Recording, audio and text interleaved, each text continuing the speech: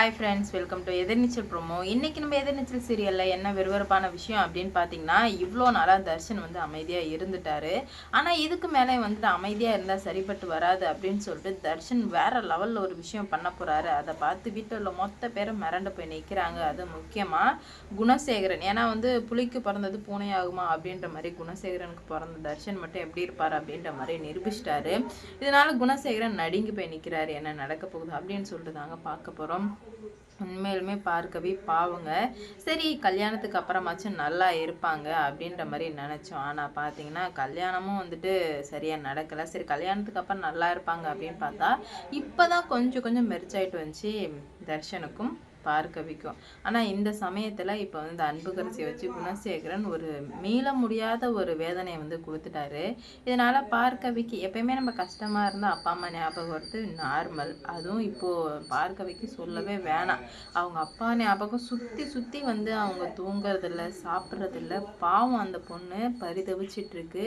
இது எல்லாத்தையும் பார்த்து தர்ஷன் நம்மளால தானே இவளுக்கு இவ்வளோ கஷ்டம், இவ வெளிநாட்டுக்கு போயிருந்தாலோ இல்லை வேற யாரையோ கல்யாணம் பண்ணியிருந்தா கூட நல்லா இருந்திருப்பா. ஆனால் நம்மளை கல்யாணம் பண்ணி இவ்வளோ கஷ்டப்படுறாளே அப்படின்னு சொல்லிட்டு ரொம்ப வந்து வருத்தப்பட்டுட்டு இருக்காரு.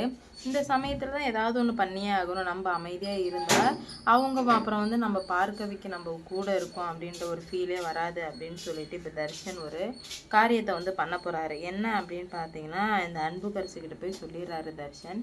இந்த மாதிரி நீ உனக்கு இதான் லாஸ்ட்டு சான்ஸ், இன்னொரு வாட்டி பார்க்கவியை கஷ்டப்படுத்துகிற மாதிரி ஏதாவது ஒன்று பண்ணுங்க, நான் வந்து மனுஷனாகவே இருக்க மாட்டேன் அப்படின்ற மாதிரி சொல்லவுமே என்ன பண்ண முடியும் உன்னால் அப்படின்ற மாதிரி கேட்குறாங்க. ஆனால் வந்து தர்ஷன் வந்து என்னால் என்ன பண்ண முடியும் நான் காட்டிடுவேன், அடங்கி போயிடு அப்படின்ற மாதிரி சொல்கிறாங்க எல்லாத்தையும் மடி.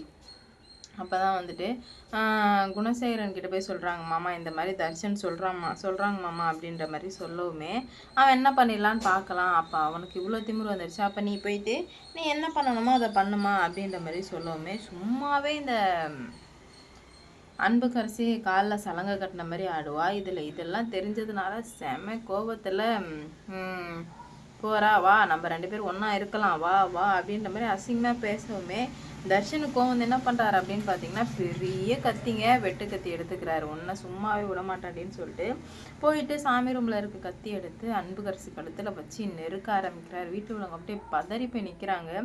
அவங்களுக்கு என்ன பண்ணுறது போகிறதுன்னு சொல்லிட்டு சுத்தமாக புரியல. என்னடா நடக்குது இங்கே அப்படின்ற மாதிரி நினச்சிக்கிறாங்க.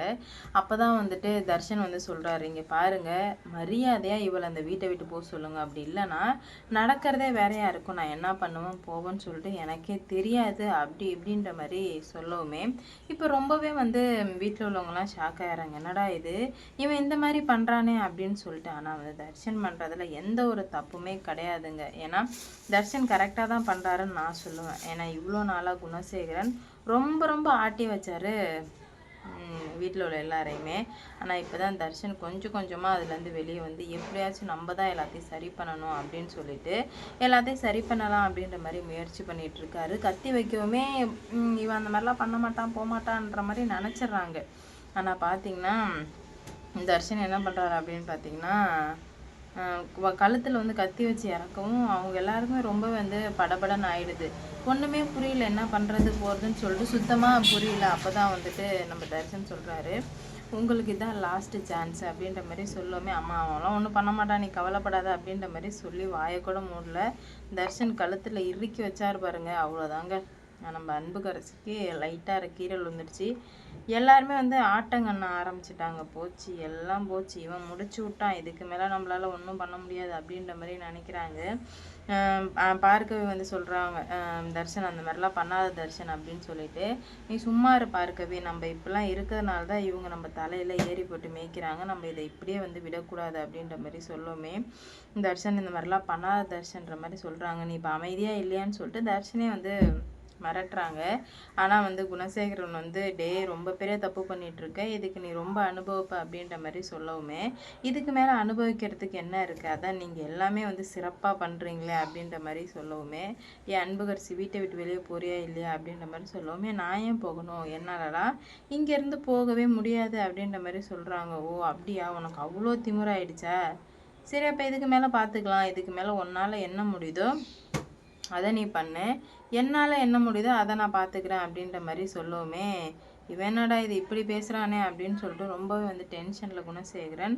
சரிடா இப்போ உனக்கு என்னடா பிரச்சனை அப்படி இப்படின்ற மாதிரி கேட்குறாங்க. நீங்கள் மட்டும்தான் பிரச்சனை, தயவு செஞ்சு என் லைஃப்லேருந்து வெளியே போயிடுங்க அப்படின்ற மாதிரி டீசெண்டாக நம்ம தர்ஷன் வந்து சொல்லிட்டாரு.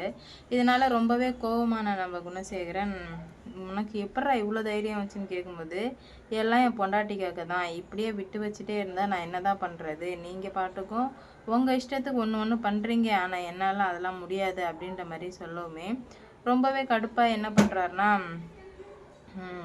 அன்புக்கரசிக்கிட்ட சொல்கிறாங்க, நீ சாவுறியா இல்லை உன்னை வந்து மேலே அனுப்போ அப்படின்ற மாதிரி கேட்க, தர்ஷா ரொம்ப பெரிய தப்பு பண்ணுற தர்ஷா அப்படின்ற மாதிரி சொல்லவுமே, யார் தப்பு பண்ணுறது, நீயா நானா, தப்பு பண்ணுறது எல்லாமே நீ தான், என்னை வந்து தப்பு பண்ணுறேன்னு சொல்லாத அப்படின்ற மாதிரி சொல்லவுமே, உனக்கு எப்படி இவ்வளோ திமிரு வந்தது அப்படின்ற மாதிரி கேட்குமே, எனக்கு என்ன திமிரு வர வேண்டியது இருக்குது, நீங்கள் பண்ணுறதுக்கு தான் நான் பண்ணிகிட்ருக்கேன், நீ உயிரோடு இருக்கணுமா இல்லை சாவணுமான்னு சொல்லிட்டு நீயே வந்து முடிவு பண்ணிக்கோன்னு சொல்லிட்டு தர்ஷன் ஒரடியாக சொல்லி முடிச்சிடுறாரு.